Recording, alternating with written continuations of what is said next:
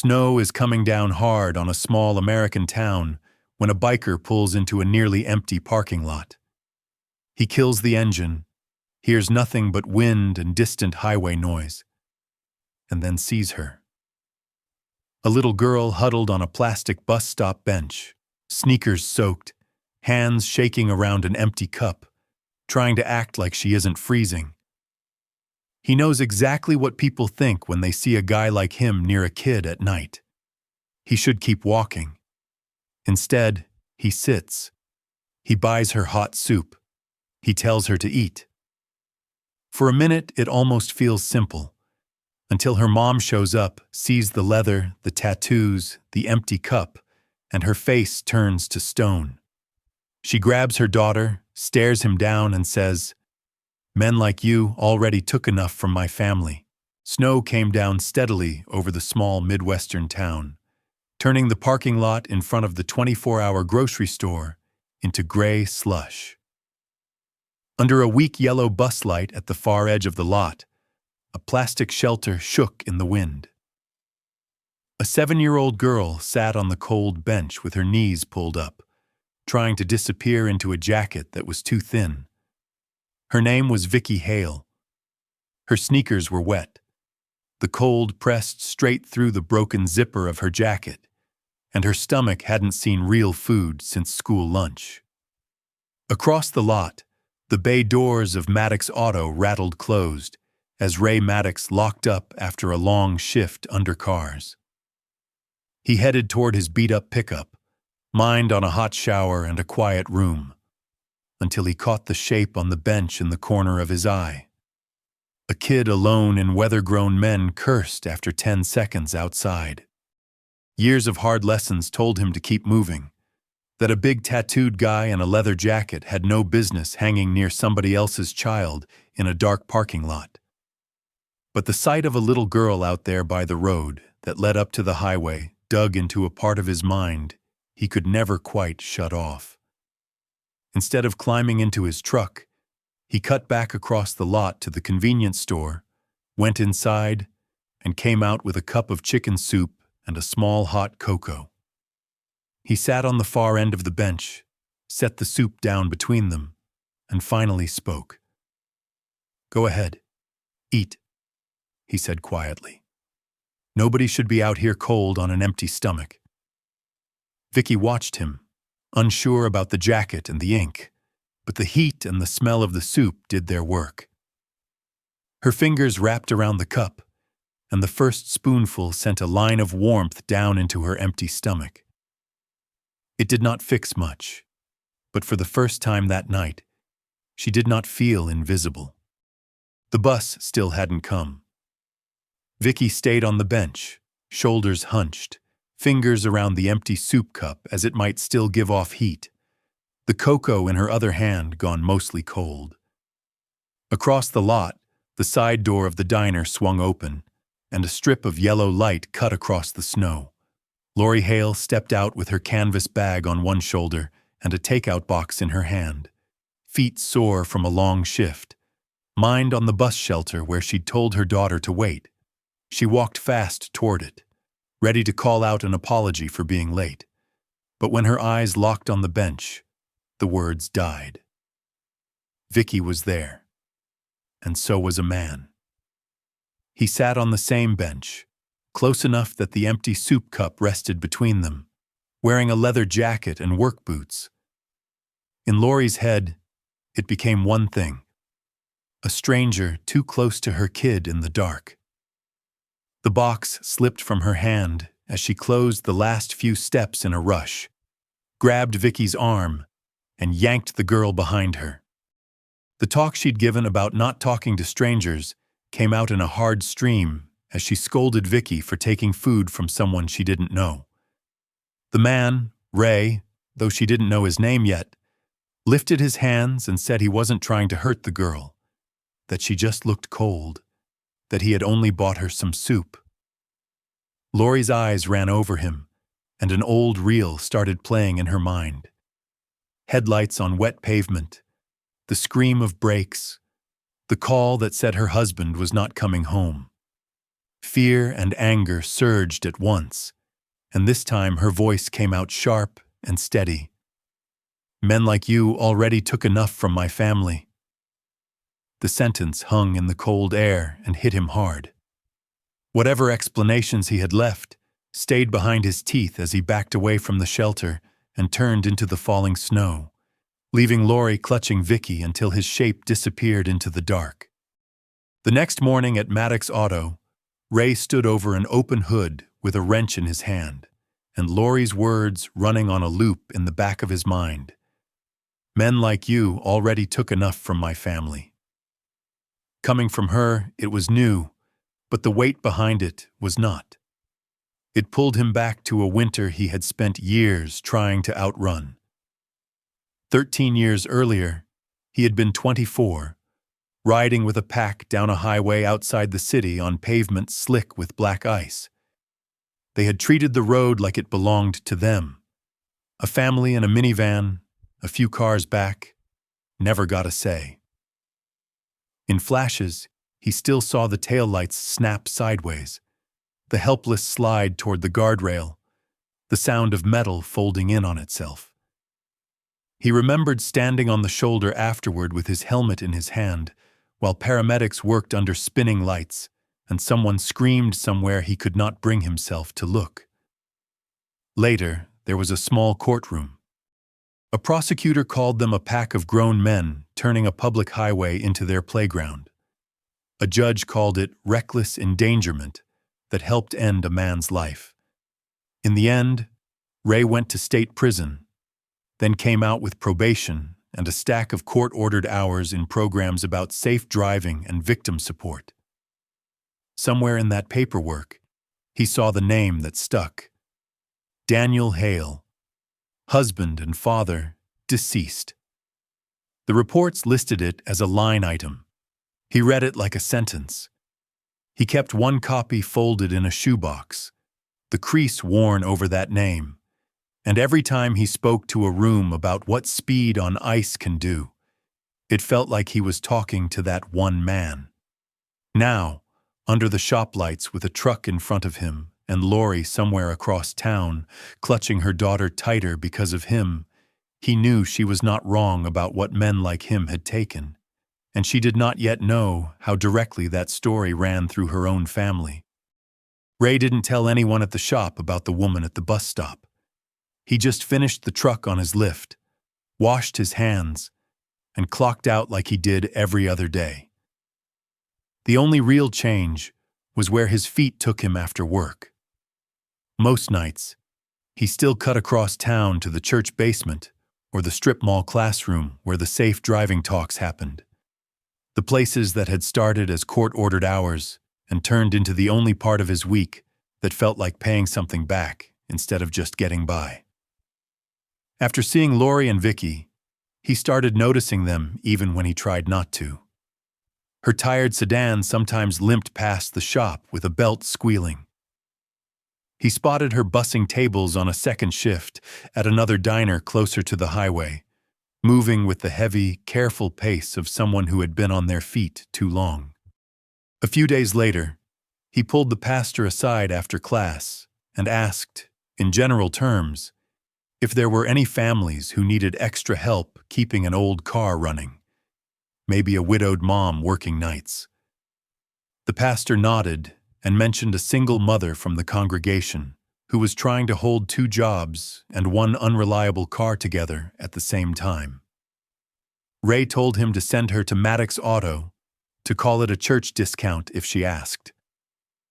When the single mom showed up with a check engine light and wary eyes, Ray hung back behind the counter, let his boss do most of the talking, then wrote the ticket so that parts were charged, and most of the labor quietly disappeared under a made-up community line item.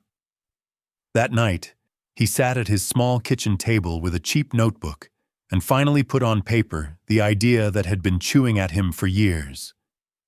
Take the old biker bar by the highway, the one people crossed the street to avoid, and turn it into the opposite of what it had been. A place that fixed cars for people hanging on by a thread, taught kids how to work on engines, and drilled into them what speed and ice and bad decisions really did to families.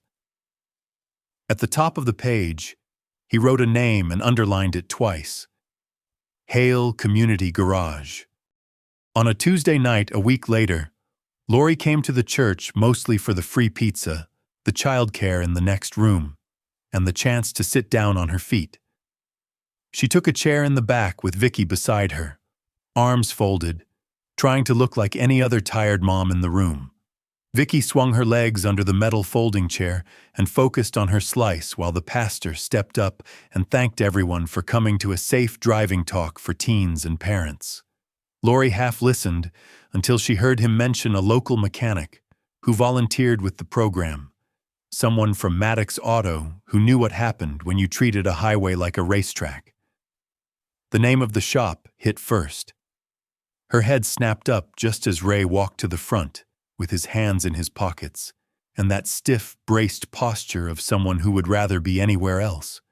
Vicky recognized him right away as the man from the bus stop, and went still in her chair. Ray saw them for a heartbeat, then fixed his eyes on the front row of kids and started talking. He didn't use slides or crash photos. He told a plain story about a winter night, a group of guys on bikes showing off, and a family in a van that never made it home.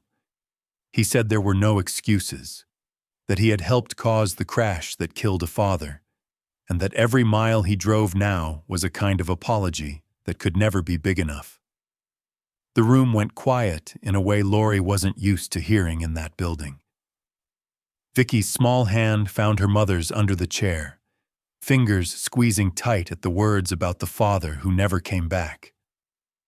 Up front, Ray kept his eyes on the teenagers and never turned toward them again.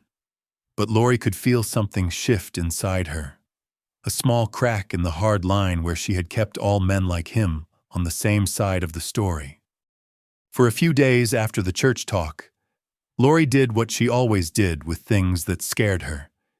She shoved them to the back of her mind and focused on keeping the wheels turning.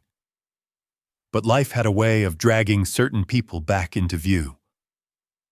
On Friday morning, the check engine light on her old sedan blinked to life again, this time with a rough idle that made the whole dashboard shake. She tried to ignore it for 2 shifts, then finally gave up when the car stalled twice at red lights with Vicky in the back seat. By Monday, she was back in the parking lot of Maddox Auto, fingers tight on the steering wheel. Vicky leaned forward between the seats, watching the open bays with interest. Lori told herself she was there because she didn't have a choice. The last bill had somehow come out lower than expected, and the car had actually run better afterward. She stepped inside, feeling that same mix of anger and unease coil in her chest. The front counter guy recognized her and took the keys. Ray stayed in the background at first, wiping his hands on a rag, but eventually he came over, stopping a few feet away as he knew better than to get close. He said he could take another look at the car, that sometimes cheap sensors went bad in clusters, and that they would sort it out. His voice stayed level, careful. Lori listened, weighing every word, then told him she didn't want charity. He shook his head and said it wasn't charity, that he was trying to build something where people like her didn't have to choose between fixing a car and paying rent, and that working on her sedan was part of that. Vicky, standing by the door, broke the tension first. She slipped her hand into her mother's and said in a small, matter-of-fact voice, "He helped me when I was cold." The sentence landed harder than any speech. Lori exhaled, slow and tight, then told Ray he could look at the car. But that didn't mean she forgave him. He nodded like he understood that better than anyone, and headed for the bay, already planning how to fix more than just a misfiring engine. Work on Lori's car took most of the afternoon. By the time Ray had the misfire traced and the parts swapped, the light on her dash stayed off, and the idle finally settled. He wrote up the ticket the same way as before. Parts charged, labor shaved down under the vague community program, and watched her face carefully when she came back to the counter. She studied the total, frowned like she was trying to find the catch, then slid her card across without a word. It wasn't forgiveness, but it also wasn't a refusal. That night, instead of going home after closing, Ray drove out to the edge of town where the old biker bar sat just off the highway, windows boarded, parking lot cracked with weeds. The for-lease sign had been leaning at an angle for months. He parked, killed the engine, and sat there a long minute staring at the building where he used to stagger out half-drunk and stupid in his 20s. Then he got out and walked the perimeter, hands in his jacket pockets, measuring the space in his head. 2 bays cut into one side, a small office, a corner with enough room for a workbench and maybe a kid's table covered in beat-up carburetors they could practice on. A week later, paperwork started moving. A small grant from a road safety nonprofit he'd met through his talks. A modest loan from the credit union that the pastor had vouched for him. A stripped-down lease on a building no one else wanted. On the first Saturday, he had keys. He spent the morning sweeping out broken glass and stale beer smell.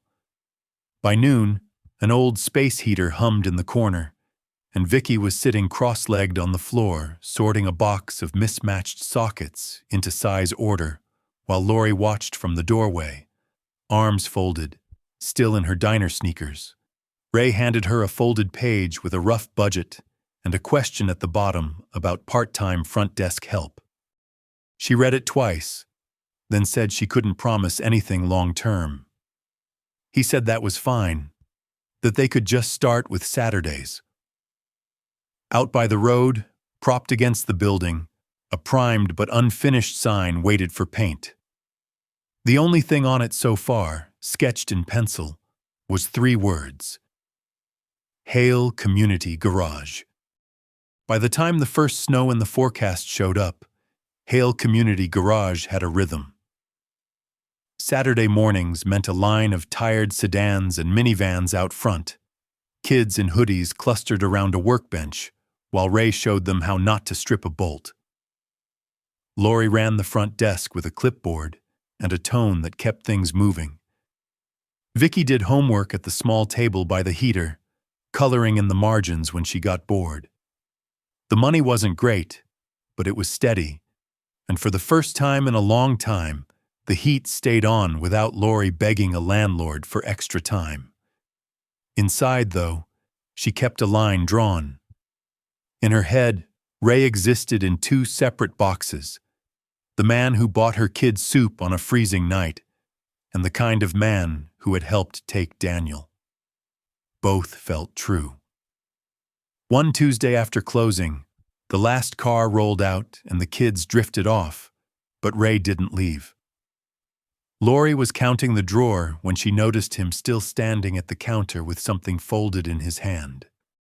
He set the paper down and slid it toward her. It was an old accident report, edges worn soft. Her eyes dropped to the center line before she could stop herself. Daniel Hale, husband, father, deceased. The words blurred and snapped back into focus, the room tilting just enough to make her grab the edge of the counter. She looked up at him, and he didn't make her ask. He told her, in plain, stripped-down sentences, that he had been on the highway that night, one of the guys on bikes, that a judge had already spelled out what that meant. He didn't dress it up or spread the blame around. Lori stared at the report, then toward the glass door where the penciled sign with her last name leaned against the wall, waiting for paint. She managed to ask why he would put Daniel's name on a place he owned. Ray said he had spent years trying to pay back something he knew he never could, and that putting her family's name on the front of the building was the closest he knew to carrying that weight where everyone could see it, not just in his own head. Lori didn't say much after Ray's confession. She folded the report back along its worn crease, handed it to him without comment, locked up the office, and went home. For a few days, Hale Community Garage ran on a strange, careful quiet.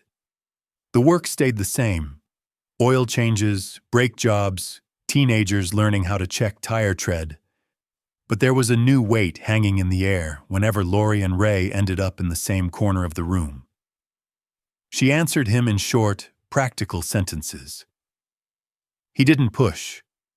If anything, he worked harder on the boring jobs, staying late to mop up spills and double-check paperwork like penance lived in small tasks. One icy evening, just after closing, the phone on the front desk rang. Lori almost let it go to voicemail, then picked up out of habit. A volunteer from the shelter 3 blocks over said a woman and a kid had come in after their car slid into a ditch on the way to a night shift. No injuries, but the car was stranded, and the woman was panicking about losing her job. Lori looked at the clock, then at Ray, wiping his hands in the bay. It would have been easy to say they were closed. Instead, she told the shelter to have the tow truck bring the car straight to the garage. When Ray hung up the shop phone after arranging the tow, he waited for the lecture he figured he deserved. Instead, Lori just stared at the empty driveway for a long second before saying, "If we're going to put Daniel's name on that sign, then we help every family like his we can, even when it's inconvenient." The words surprised both of them. Ray nodded once, throat tight, and went to roll one of the bays back open. He didn't call it forgiveness. She didn't either. But as the tow truck lights turned in off the highway and spilled across the cracked lot, it felt like the first step toward something that wasn't just punishment anymore. The first real snow of the new winter came in on a Sunday, laying a clean sheet over the cracked lot of Hale Community Garage and slowing the highway to a crawl. Inside, the heater hummed, while a few kids in shop shirts crowded around an engine block. Ray walked them through a basic winter check, pointing out the small things that fail first when the temperature drops. At the front desk, Lori worked through a short stack of forms, looking up to watch Vicky hand a smaller boy gloves and help him zip his coat. Around midday, the pastor stopped by with a box of hats and a banner from the road safety nonprofit. They taped it over the workbench. Hale Community Garage Winter Safety Day. Lori's eyes stayed on the word Hale longer than the rest. Later, during a lull between cars, she crossed to the far wall where a framed photo hung above a bench. Daniel stood in a cheap suit on their wedding day, tie crooked, grin wide, Vicky a toddler on his hip. Underneath, on a narrow plaque, was the line she and Ray had agreed on. In memory of Daniel Hale, whose story changed how we drive and who we choose to save. Ray joined her there, stopping at her shoulder with a rag in his hand. He said the plaque, the banner, and the classes would never be enough. Lori didn't argue. She looked from the picture to the bay where kids were still laughing, then back at him, and finally said, "You can stop trying to pay it off like a bill. Just keep this place open." That's how we remember him now. Outside, a car turned in off the highway, tires crunching over packed snow. Lori reached for a clipboard, Ray went to the bay door, and Vicky ran to hold it open, the 3 of them meeting the cold together under a name that now belonged to all of them.